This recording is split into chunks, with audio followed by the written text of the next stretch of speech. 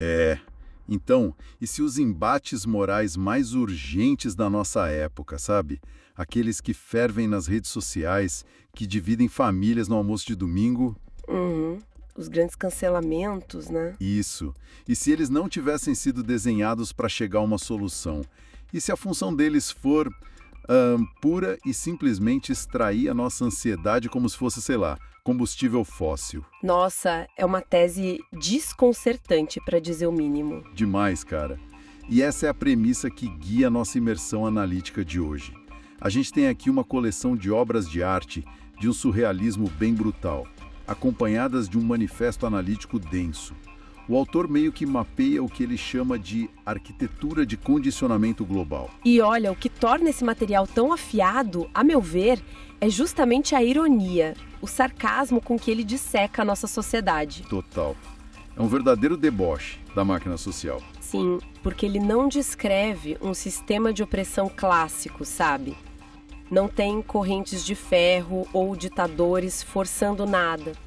A grande sacada da máquina moderna é que ela te dá a ilusão de que a gente está salvando o mundo em debates épicos.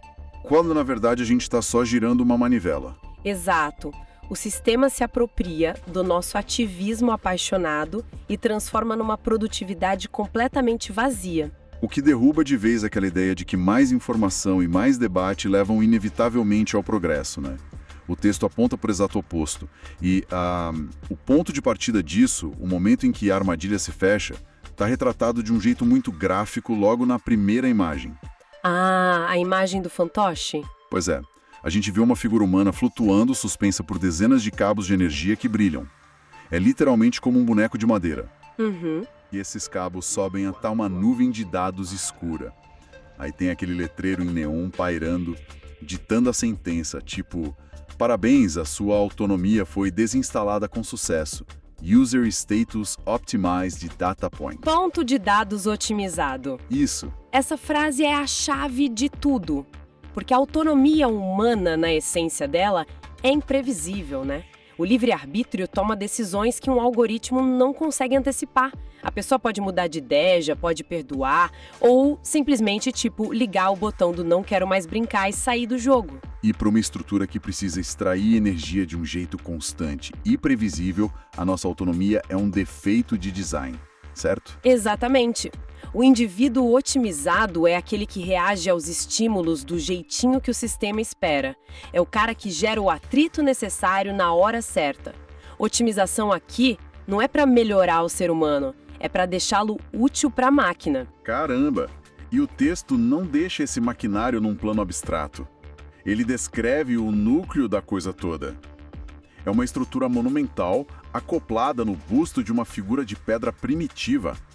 E no centro da testa dessa figura, brilha em neon o tal do Global Conditioning Pizza Framework. A estrutura de condicionamento global da pizza. É cômico até a gente perceber a real função disso. Tem uns braços robóticos gigantes formando o que eles chamam de acelerador psicológico de condição social. Que é onde a manipulação fica física. Sim, os braços ficam num movimento constante, dando o aperto e a folga no parafuso nas peçonhas lá embaixo, operando num tempo artificial para criar a tal da urgência artificial. E tem um ritmo genial nisso, sabe? Se o sistema simplesmente esmagasse todo mundo com pressão constante, a peça quebra, a rebelião estoura. Então a máquina aperta os parafusos, te injetando uma crise existencial, uma indignação com o escândalo do dia. Aquela fúria matinal lendo as notícias. Isso. Mas logo em seguida ela solta o parafuso e te joga um meme, uma dancinha, uma distração banal para aliviar. É uma oscilação desenhada para manter todo mundo em estado de alerta perpétuo, mas sem energia para fazer uma ruptura de verdade. Ok, vamos desempacotar isso. É como se a gente fosse o motor de um carro acelerando no talo, queimando combustível loucamente. O painel diz que a gente está a 200 por hora, só que a gente é um passageiro iludido porque o carro está suspenso em blocos de tijolo na garagem. Faz barulho, gasta pneu, mas a paisagem lá fora não se move 1 milímetro. Nossa, metáfora perfeita.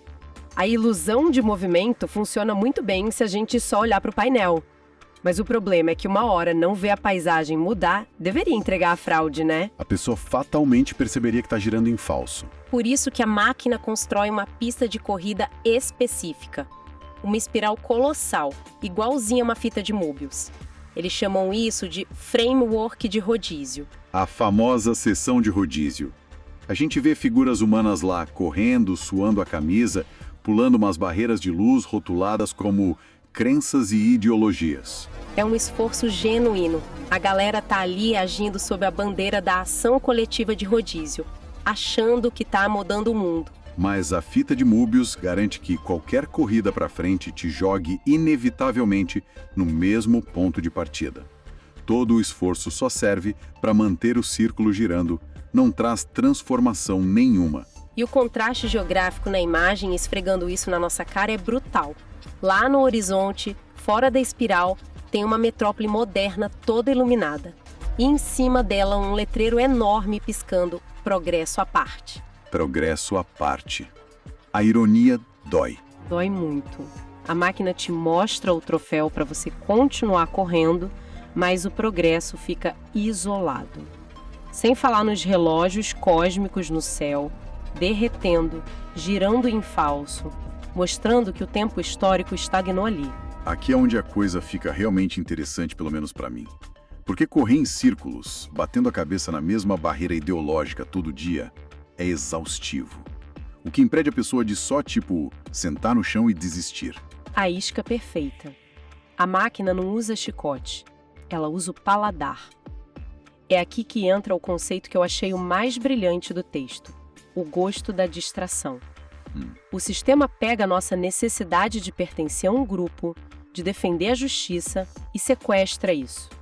Ele oferece um cardápio altamente palatável, mas com zero valor nutricional para o avanço da civilização. E aí a gente entra na pizzaria da polarização. O foco de toda essa engrenagem. A pista da fita de Möbius está dividida em dois polos cômicos, mas bem trágicos. Sim, a batalha das fatias. De um lado a gente tem o polo vermelho, o lado da fatia de calabresa. O lado tenso. Totalmente caótico. As pessoas estão com posturas agressivas, levantando as fatias de calabresa como se fossem espadas, com o letreiro em neon piscando tradição e vigor. É o polo da discórdia, da indignação explícita. E o contrapeso imediato disso fica do outro lado, o território da Quatro Queijos. Ah, claro. É banhado numa luz amarela, super suave. As pessoas lá não estão brigando fisicamente. Elas estão em posturas de oração, de contemplação passiva, segurando as fatias de quatro queijos debaixo do letreiro Harmonia e Diversidade. Parecem monges de Araque. A de moral estética. Mas o que é fascinante aqui é o seguinte: tanto o guerreiro raivoso da calabresa quanto o monge da quatro queijos acreditam piamente que a dieta deles vai salvar o mundo. E aí os dois lados se encontram no centro para aquele monumental debate de massas.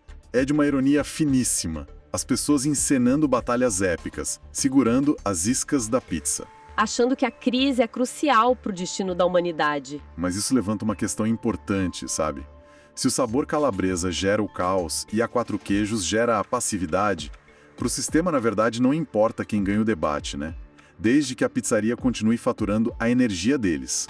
Mas de jeito nenhum. Se conectarmos isso ao quadro geral, a máquina é amoral. O sistema não liga para qual sabor está vendendo mais. A vitória definitiva de qualquer um dos lados acabaria com o conflito. E adivinha? A máquina quebra. Exato. O fim do conflito é a falência do negócio. A guerra no cardápio tem que durar para sempre. O engajamento vira um fast food existencial.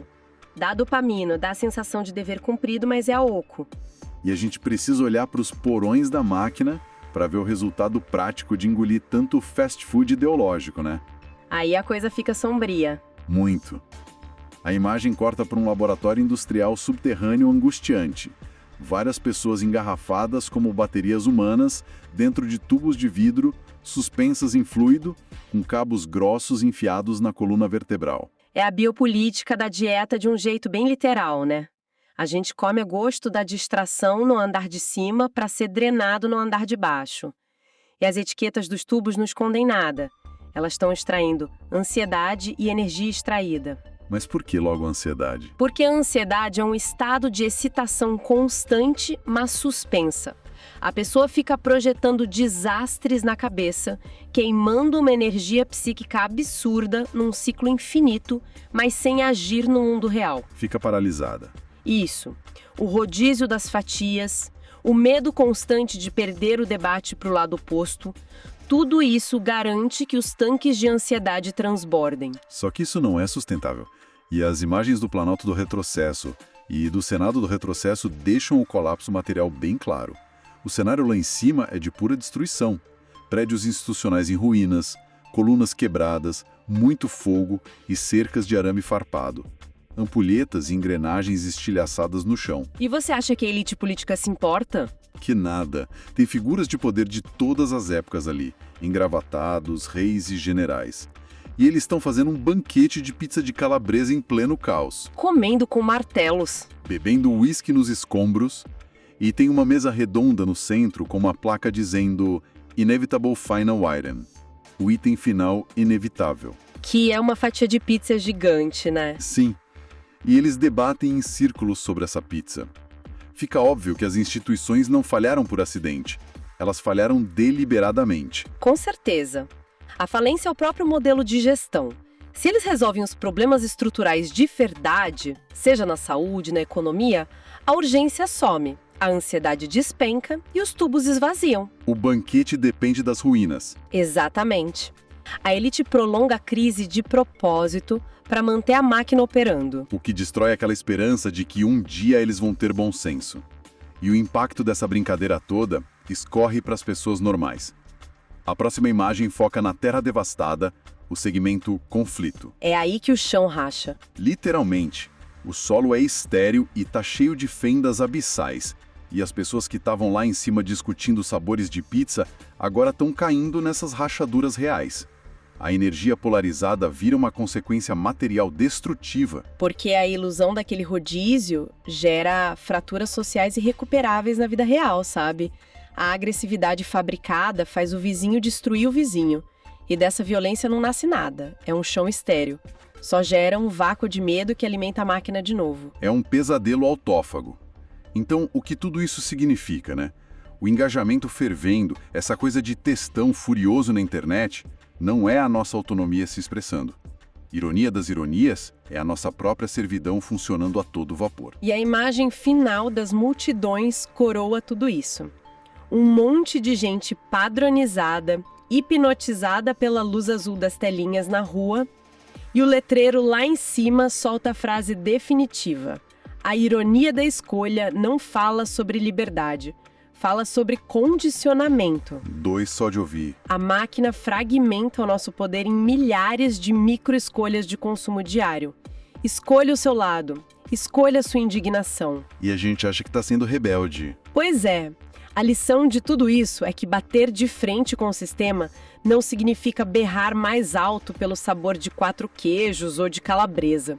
Uma ação coletiva que só gera barulho é diferente de uma ação que constrói um caminho real até aquela cidade iluminada. Exige recusar a arena do falso debate. Recusar o debate de massas inteiro.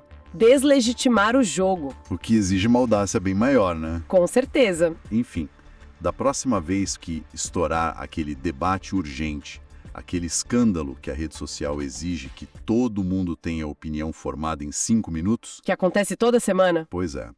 Vale a pena parar e observar o prato que estão te servindo. A gente está realmente nutrindo a mente em busca de uma solução de verdade? Ou a gente está só saboreando mais uma fatia da mesma pizza que mantém as engrenagens do Planalto do Retrocesso girando? É a pergunta de milhões. Fica aí a reflexão profunda para nossa próxima imersão. Até lá. Transcenda o holograma. Desperte.